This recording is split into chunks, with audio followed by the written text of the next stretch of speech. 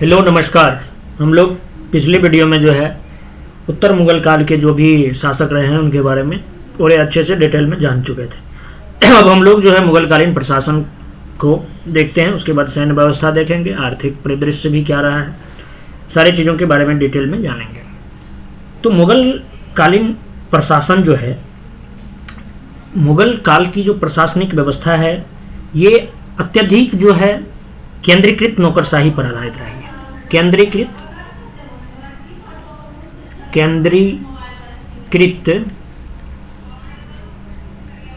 नौकरशाही पर आधारित।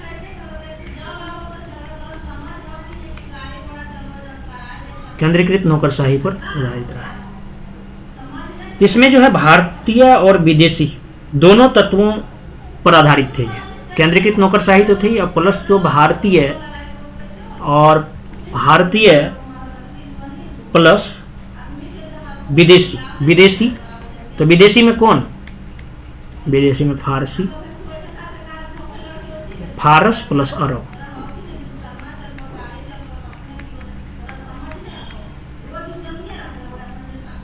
ये दोनों तत्वों का सम्मिश्रण था विदेशी में। और मुगल साम्राज्य के संस्थापक बाबर ने जो है दिल्ली सल्तनत के सुल्तानों से अलग जो है पादशाह की उपाधि ग्रहण की थी। ये बात आपको हम बताए थे।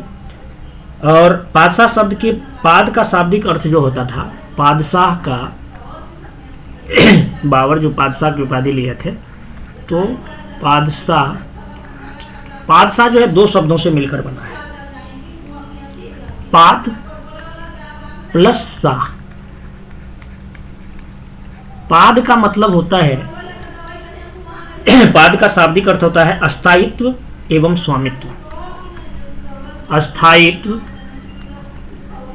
अस्थायित्व एवं स्वामित्व,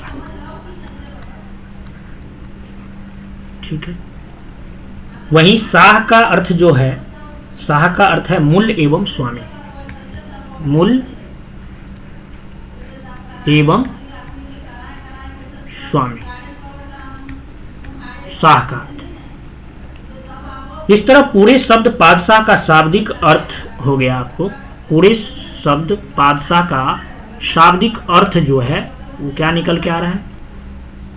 ऐसा स्वामी या शक्तिशाली राजा जिसे अपदस्थ न किया जा सके, जिसे अपदस्थ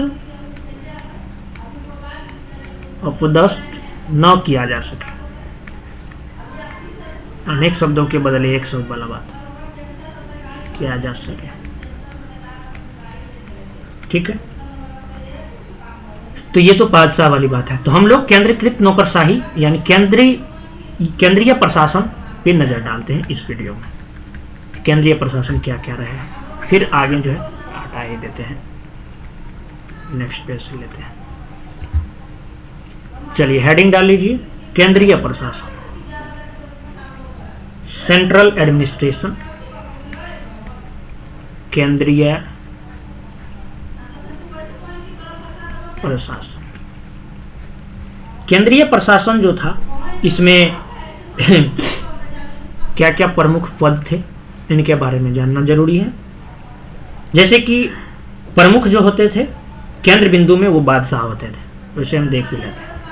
सबके बारे में बार बार बारी बारी से देखेंगे, लेकिन कौन कौन रहेगा। जैसे कि बादशाह हो गया, उसके बाद वकील हो गया,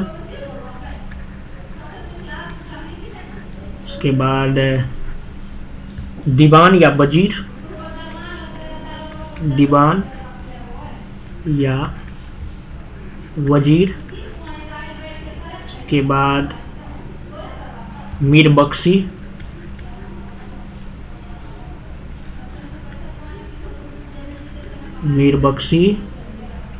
उसके बाद मीर ए शमा,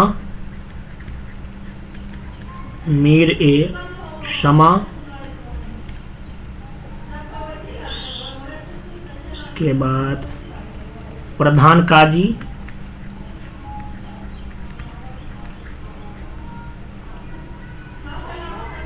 उसके बाद मुहत्सिब,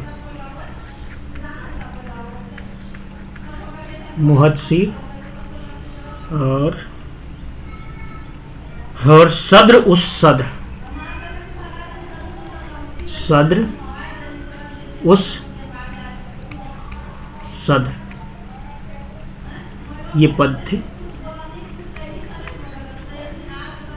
ये प्रमुख रूप से मतलब नौकर, प्रमुख नौकरशाह, सबके बारे में बारी बारी से ज्यादा चर्चा करते हैं। पहले बादशाह की बात करते हैं। बादशाह जो था मुगल प्रशासन का केंद्र बिंदु होता था और यही जो है कार्यपालिका, विधायिका और न्यायपालिका का प्रधान होता था। मुगल बादशाहों ने सल्तनत के सुल्तानों की तरह नाम मात्र के लिए भी खलीफा का आधिपत्य स्वीकार नहीं किया है। हुमायूं बादशाह को पृथ्वी पर खुदा का प्रतिनिधित्व मानता था। बाबर और औरंगजेब ने कुरान को अपने शासन का आधार बनाया था, ये चीज आपको बताया था। परंतु इस परंपरा का विरोध करते हुए अकबर ने जो है अपने को साम्राज्य का समस्त जनता का शासक बताया था और मुगल बादशाह भी शासन की संपूर्ण शक्तियों को अपने में समेटे हुए पूर्ण रूप से निरंकुश थे, लेकिन स्वेच्छाचारी नहीं थे। इन्हें जो है मुगल बादशाह को उदार निरंकुश शासक भी कहा जाता था।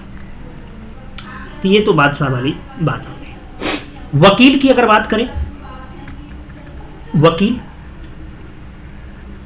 तो वकील या इसको वकील ए मुतलक भी बोलते थे। वकील ए मुतलक,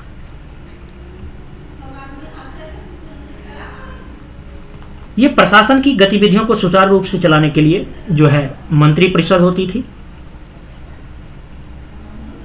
और बाबर के शासनकाल में वकील एक महत्वपूर्ण पद था जो राज्य का प्रधानमंत्री होता था। वकील जो था, वकील मुमलक, ये राज्य का प्रधानमंत्री होता था। बादशाह के बाद शासन के कार्यों को संचालित करने वाला सबसे महत्वपूर्ण अधिकारी जो था ये यही होता था, वकील ही होता था। ठीक, लेकिन कालांतर में यह पद जो है महत्वहीन हो गया है। अकबर का वकील बैरम खां चूंकि अपने अधिकारों का दुरुपयोग करने लगा था, इसलिए जो अकबर ने इस पद के महत्व को कम करने के लिए जो अपने शासनकाल के 8वें वर्ष में एक नया पद आपको बताया ही है। नया पद जो है अकबर वकील के जगह पे एक नया पद क्रिएट किया था, उसका नाम था दीवान ए वजीरात। दीवान ए वजीरात ए कुल, इस पद की स्थापना की थी और वकील के कार्यों को विभिन्न भागों में विभाजित कर दिया था अकबर। किंतु कालांतर में अन्य विभागों पर भी उसका जो है अधिकार हो गया है। ठीक है, तो ये हो गई वकील की बात। अब दीवान या वजीर के बारे में क्या बात है, चलिए बारी बारी से अलग ही पेज पे जाते हैं, वैसे खजमेज हो जाएगा।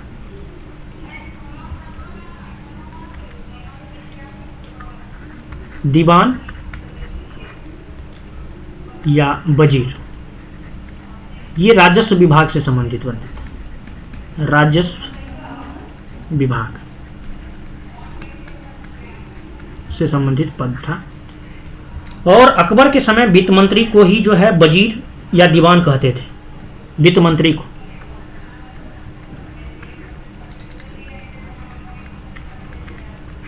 वित्त मंत्री को वही जो है ये दीवान का पद जो जिनके पास रहता था वही राजस्व और वित्तीय विभाग का प्रमुख होता था, जिसका मुख्य कार्य जो है राजस्व और वित्तीय मामलों का प्रबंध देखना था और प्रत्येक विभाग में होने वाले सभी लेन देन और भुगतान का निरीक्षण करता था और प्रांतीय दीवानों से जो है प्रत्यक्ष संपर्क रखता था और उस पर निगरानी भी रखता था। मतलब आज के वित्त मंत्री से भी आप इसकी तुलना कर सकते हैं, दीवान या वजीर की। राजस्व से जुड़े सभी कागजातों पर उसका हस्ताक्षर लगता था। दीवान या वजीर के कार्य में सहायता करने के लिए इनकी सहायता के लिए अनेक विभाग थे। सहायता के लिए अनेक विभाग, जैसे अभी भी एफएम के सहायता के लिए अनेक विभाग है, सीबीडीटी है, सीबीआईसी है ना। तो इस टाइप से यहाँ भी अनेक विभाग थे। अनेक विभाग में सहायता के लिए जो विभाग थे उनमें दीवान ए खालसा, दीवान ए खालसा विभाग, दीवान ए तन्य विभाग, दीवान ए तन विभाग, दीवान ए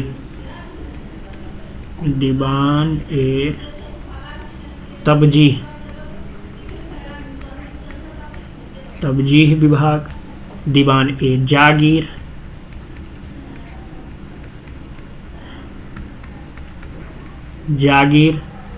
दीवान ए वयुतात, दीवान ए सादात। ये सब सहायता के लिए था। दीवान ए सभी राजस्व विभाग से संबंधित थे। दीवान ए सादात, ये सब थे।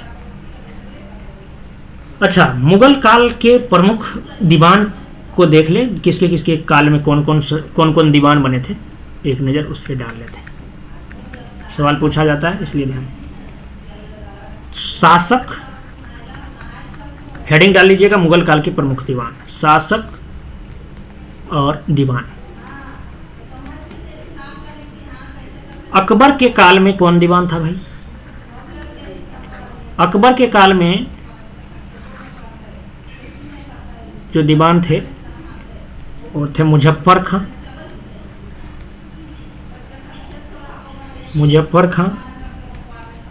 राजा टोडरमल,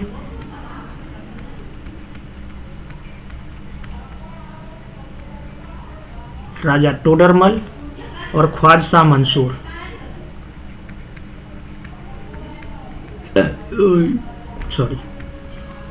ख्वाजा मंसूर। जहांगीर के टाइम में उनके ससुर जी थे। जहांगीर के काल में एतमादुद्दौला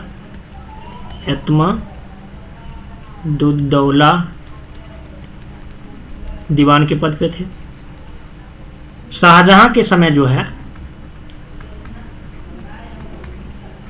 शाहजहां के समय 6 दीवान हुए थे। टोटल 6 दीवान हुए।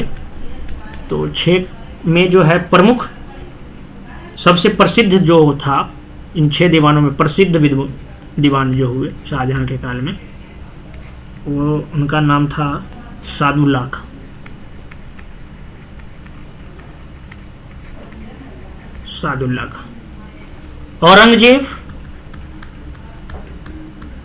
औरंगजेब के कार्यकाल में जो है, इसने 1667 ईस्वी में असद खां को दीवान नियुक्त किया था। औरंगजेब असद खां को, और 31 वर्ष तक जो है इस पद पर बना रहा था। ये सबसे लंबे समय तक जो है दीवान के पद पर आसीन थे असद खां।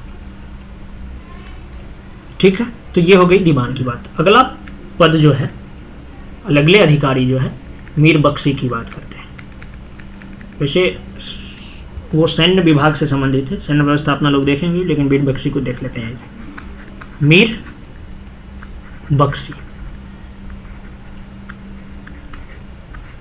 मीर बख्शी ये जिस तरह से दीवान राजस्व विभाग से संबंधित थे, तो मीर बख्शी जो थे ये सैन्य विभाग से संबंधित थे। सब प्रमुख हैं ये सैन्य विभाग, ठीक है, के प्रमुख। इसके पास जो है दीवान ए अर्ज के सभी अधिकार होते थे। दीवान ए अर्ज नाम सुने होंगे, बलबन वाली बात। इसके समस्त अधिकार होते थे। मुगलों के अधीन एक विशाल सेना थी, जिसमें कि सैन्य विभाग में मुगलों के अधीन एक विशाल सेना थी, जिसमें कि पैदल सैनिक, पैदल हो गया, अश्वारोही सैनिक थे, उसके बाद तोपखाना भी शामिल था। ये सब सभी का सभी जो है सैन्य विभाग के। सैनिकों की नियुक्ति, उनके वेतन, प्रशिक्षण, अनुशासन की जिम्मेदारी, घोड़े दागने, मनसबदारों का नियंत्रण, उनके रहने वालों सैनिकों की निरीक्षण, उसकी उपस्थिति, इन सब का कार्य जो है मीर बख्शी को ही करना होता था। मुगलों की मनसबदारी व्यवस्था के कारण यह पद और भी महत्वपूर्ण हो गया था। मीर बख्शी द्वारा सरखत नाम के पत्र पर हस्ताक्षर के बाद ही सेना को हर महीने सरखत इस नाम के पत्र पर हस्ताक्षर होने के बाद ही जो है सेना को हर महीने वेतन मिल पाता था। मीर बख्शी के 2 अन्य सहायक भी थे। मीर बख्शी के सहायक थे, 2 पद सहायक थे। एक तो थे बख्शी ए हुजूर, बख्शी ए हुजूर, और दूसरा था, 2 सहायक थे, एक दूसरा था बख्शी ए बख्शी ए शागिर्द,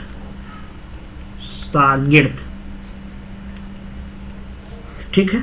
और प्रांतों में जो है प्रांतीय प्रशासन जो पढ़ेंगे तो वहां पे आपको बताएंगे जो एक वकिया नवीस जो थे ये मीर बख्शी को संदेश देते थे। प्रांतों में, प्रांतों से जो इसका डाटा पहुंचता था वो किसके जरिए, तो वकिया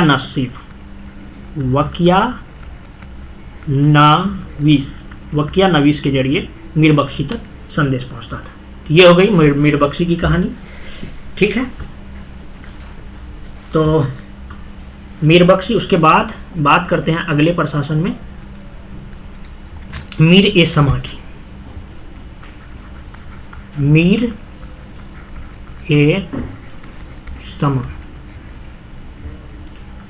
ए समा ये घरेलू विभाग से संबंधित थे, घरेलू विभाग। यह बादशाह के घरेलू विभाग का प्रधान होता था और यह बादशाह के दैनिक खर्चा, भोजन भंडार का निरीक्षण करता था। मुगल साम्राज्य के अंतर्गत आने वाले कारखानों का भी संगठन और प्रबंधन जो है,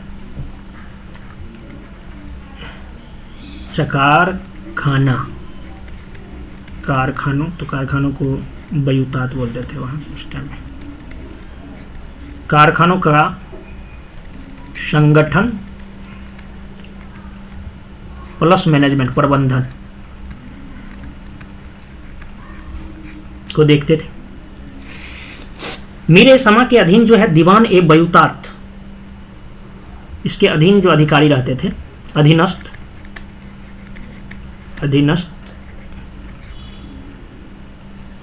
जो है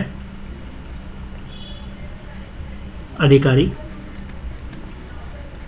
कौन रहते थे, अधीनस्थ अधिकारी जो आते थे, इसमें नाम आता है दीवान ए बयूतात, दीवान ए बयूतात। उसके बाद मुशरिफ,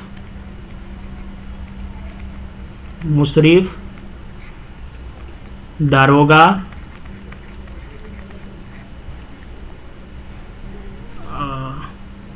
और कारखानों के लिए आवश्यक नकदी और माल का जो प्रभारी होता था उसको तहसीलदार बोलते थे, वो भी इसी के अंतर्गत आते थे, तहसीलदार। ये जो है अधीनस्थ अधिकारी थे। और इस प्रकार अगर देखा जाए तो वकील की शक्तियां इन 4 मंत्रियों के मध्य विभाजित थी। वकील का जो था जो भी मतलब काम था, शक्ति जो था इन 4 मंत्री के बीच जो था विभाजित था।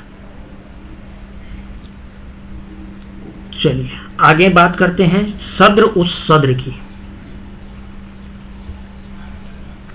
सद्र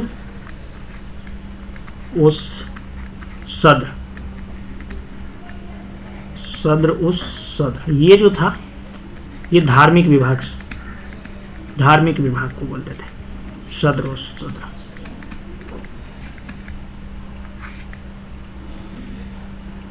तो ये धार्मिक विभाग है, तो धार्मिक मामलों, धार्मिक धन संपत्ति दान विभाग का प्रधान होता था ये। शरीयत की रक्षा करना इसका जो है, इसका मुख्य कर्तव्य जो था, मुख्य कर्तव्य था शरीयत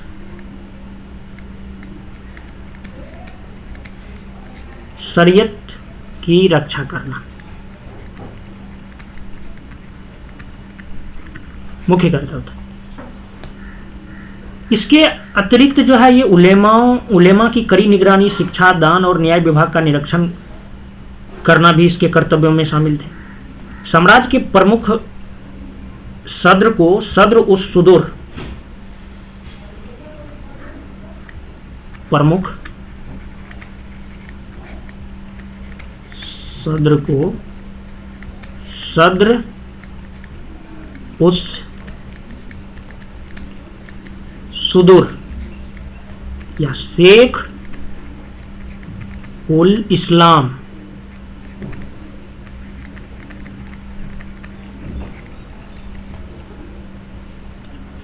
एवं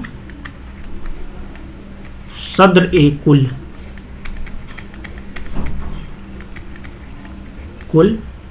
कहा जाता था। जब कभी सद्र न्याय विभाग के प्रमुख का कार्य करता था तब उसे जो है काजी कहा जाता था। सद्र जब न्याय विभाग का कार्य करता था तो उसे काजी कहा जाता था। काजी उल कुजात भी कहीं कहीं को देखने को मिलेगा। सद्र दान में दी जाने वाली लगानहीन भूमि का भी निरीक्षण करता था और इस दान में दी जाने वाली जो भूमि होती थी उसे सयूर गाल या मदद ए मास कहा जाता था। दान दी जाने वाली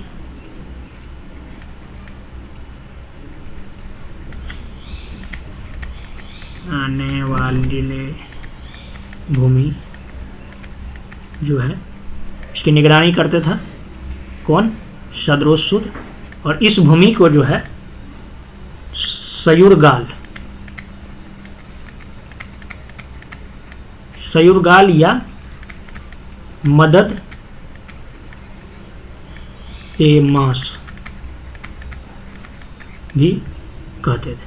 ठीक है, सद्र के बारे में ये बात कर लिए हम लोग। अब बात करते हैं काजी उल कुजात की। प्रधान काजी जो होते थे, प्रधान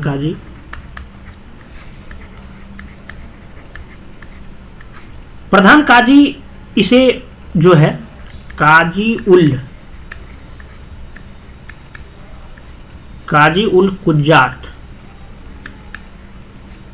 कुज्जात भी कहा जाता था। और यह जो है प्रांत, जिला और नगर में काजियों की नियुक्ति करता था। काजियों की नियुक्ति सभी लेवल, प्रांत, नगर और जिला के लेवल पे काजियों की नियुक्ति।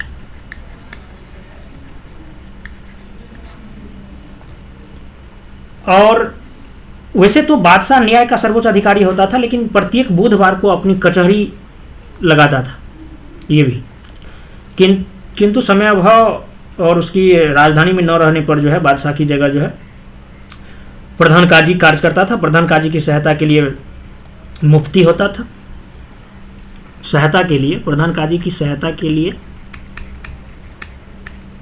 जो अधीनस्थ होते थे वो उनका पद होता था मुफ्ती। और ये मुफ्ती जो है ये अरबी न्याय शास्त्र के विद्वान होते थे। ठीक है, तो ये हो गई प्रधान काजी की बात। प्रधान काजी के बाद एक पद आपको बताए थे मुहतसीब की।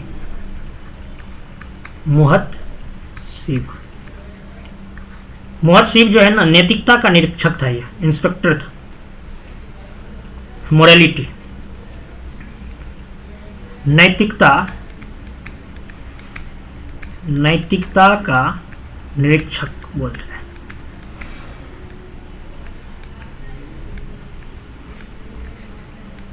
नैतिकता का निरीक्षक मुहतसीब को कहा जाता था। यह नैतिकता की देखभाल करने वाला अधिकारी था और इसके महत्वपूर्ण कार्य जो है शरीयत के प्रतिकूल कार्य करने वालों को रोकना, आम जनता को दुष्चरित्रता से बचाना, सार्वजनिक सदाचार की देखभाल करना, शराब भांग के उपयोग पर रोक लगाना था, जुए के खेल को प्रतिबंध करना था, मंदिरों को तुड़वाना भी जो है इसी का काम था। भाई मुहतसीब का भी काम जो था औरंगजेब के टाइम में जो है मंदिरों को तुड़वाने का काम इसी का होता था। ठीक है, और इस पद की स्थापना जो है औरंगजेब ने की थी। तो ये इसीलिए मंदिरों को तुड़वाया है वही ने, तो वही जो है मुहतसिब को ये काम भी देता था। ठीक है, ये भी लिख लीजिए, जो स्थापना जो है इस पद की स्थापना, इस पद की स्थापना जो है औरंगजेब ने की थी, औरंगजेब के द्वारा किया गया था। ठीक है, कुछ और भी अधिकारी हैं, उन पे भी एक नज़र डाल लेते हैं।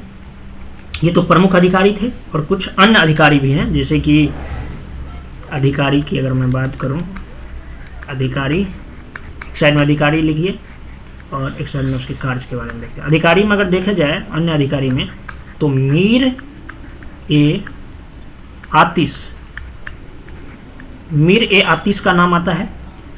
ये जो थे मीर ए आतिश, ये शाही तोपखाने का प्रधान होता था, और इसकी सिफारिश पर जो है महत्वपूर्ण नगरों में केंद्र द्वारा कोतवाल की नियुक्ति जो है इसी की सिफारिश पर होती थी, कोतवाल की नियुक्ति। ये चीज याद रखिएगा, कोतवाल की नियुक्ति। उसके बाद एक पद होता था अधिकारियों में साहिब तौजीह, साहिब तौजीह। ये अधिकारी जो है ये सैनिक लेखाधिकारी होते थे, सैनिक लेखाधिकारी। अभी भी इस टाइप का डिपार्टमेंट है अपने यहाँ, CGDA लेखाधिकारी।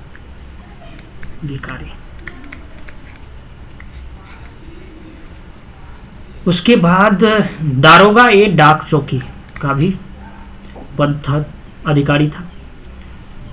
दरोगा ए डाक चौकी, ये क्या होता था भाई? तो ये जो थे ना, दरोगा एक डाक चौकी का जो पद था, ये गुप्तचर विभाग का प्रमुख और पत्र व्यवहार का प्रभारी होता था। गुप्तचर विभाग का प्रमुख था ये, गुप्तचर विभाग प्रमुख।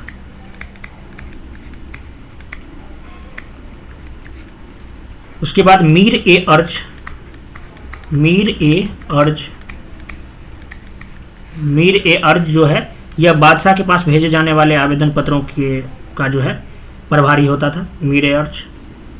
उसके बाद मीर ए बहर, मीर ए बहर नाम के अधिकारी जो होते थे, यह जल सेना का प्रधान होता था। इसका प्रमुख कार्य शाही नौकाओं का जो है मतलब देखरेख करना, यानी जल सेनापति। ठीक है, इसके बाद और जो पद आता है मीर ए तोजक, मीर ए तोजक का पद, ये धर्मानुष्ठान का अधिकारी था और धार्मिक उत्सवों का जो प्रबंध जो है यही मीर ए तोजक किया करते थे। उसके बाद एक पद और है मीर ए बर, मीर ए बर नाम के अधिकारी जो है ये वन विभाग का अधीक्षक होता था, वन विभाग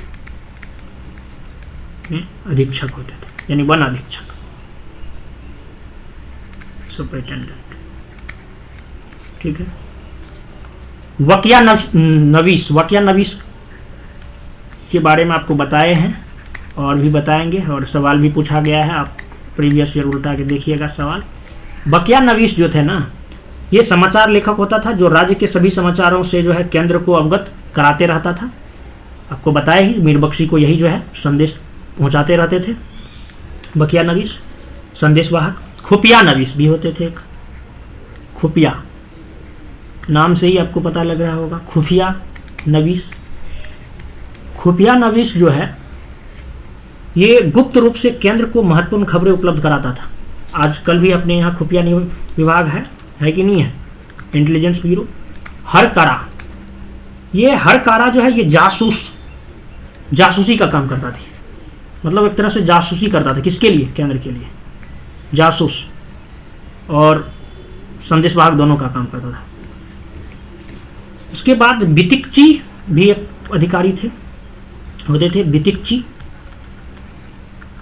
बितिकची जो है ये अकबर के समय इनकी नियुक्ति की गई थी, बितिकची की नियुक्ति जो है अकबर के टाइम पे की गई थी, अकबर के टाइम पे।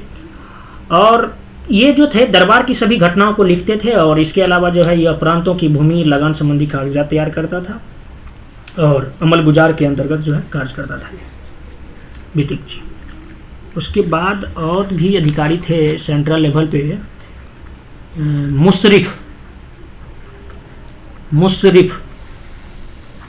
मुशरिफ जो थे, इनका जो प्रमुख कार्य था ये राज्य की आय व्यय का लेखा जोखा करता था मुशरिफ।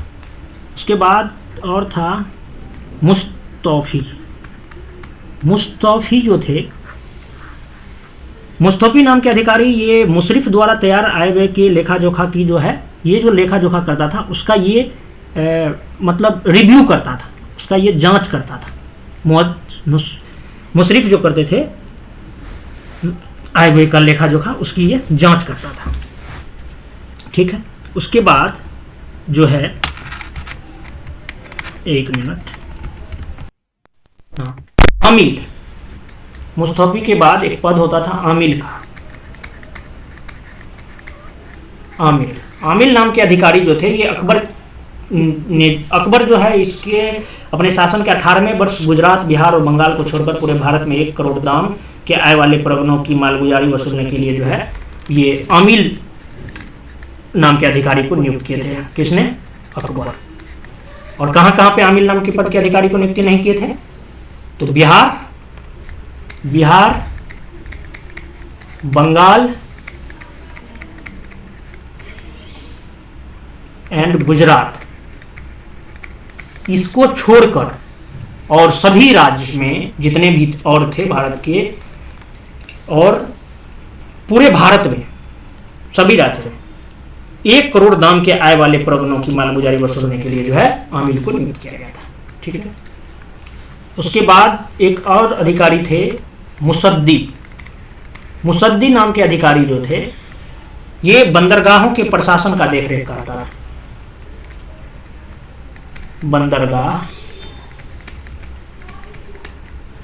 बंदरगाहों के प्रशासन का मैनेजमेंट, प्रशासन को देखते थे। ठीक है। तो सेंट्रल लेवल पे जो भी मुगल कालीन प्रशासन में प्रमुख अधिकारी हैं उनकी हम लोग पूरे डिटेल में जिक्र कर लिए हैं। अब नेक्स्ट जो है हम लोग प्रोविंशियल एडमिनिस्ट्रेशन को देखेंगे अगले लेक्चर में। धन्यवाद, मिलते हैं।